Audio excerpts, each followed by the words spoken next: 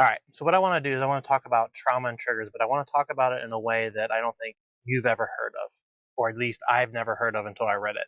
So here we go. Actually, you know what we're gonna do? We're gonna put the glasses back on because we haven't done the glasses in a while. Class in session. Let's go.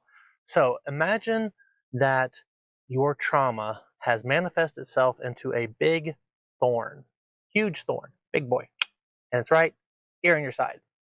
And you're fine, you're like, that hurts, but then you put a band-aid over it, right? And you go about your life. Keep doing your thing, keep doing your job, go. Everything is normal until one day you meet someone and you're like, bruh, like this might be it.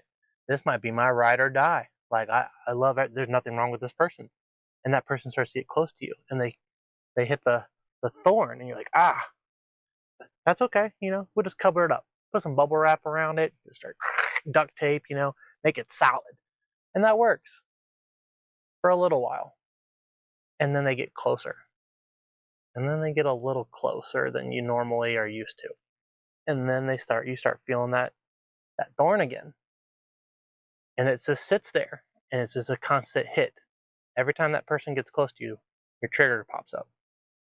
So what do? Well, you have two options. You can remove the person and no longer be triggered. A lot of people do that. They don't want to look into the darkness to see the light. Or you can rip the band-aid off. You can rip the band-aid off and start pulling at that thorn. Most people won't do that either.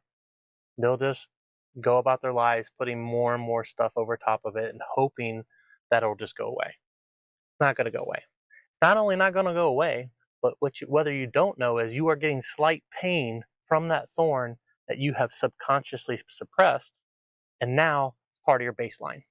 Part of your baseline personality, and you don't even know it's doing it.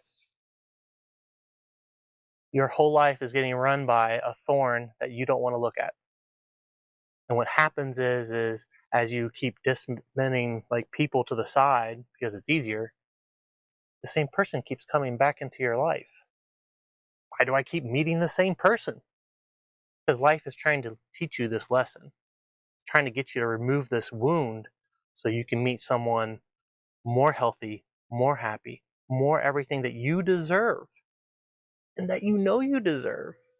But it's scary. I get that. It can be scary sometimes. But so is the truth. And the truth is, it has to be removed. Pull the band-aid off. That's my suggestion.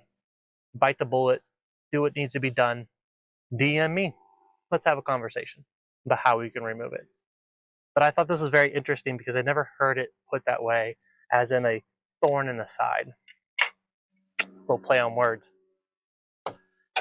People, this is not easy, but like I always say, it's worth it.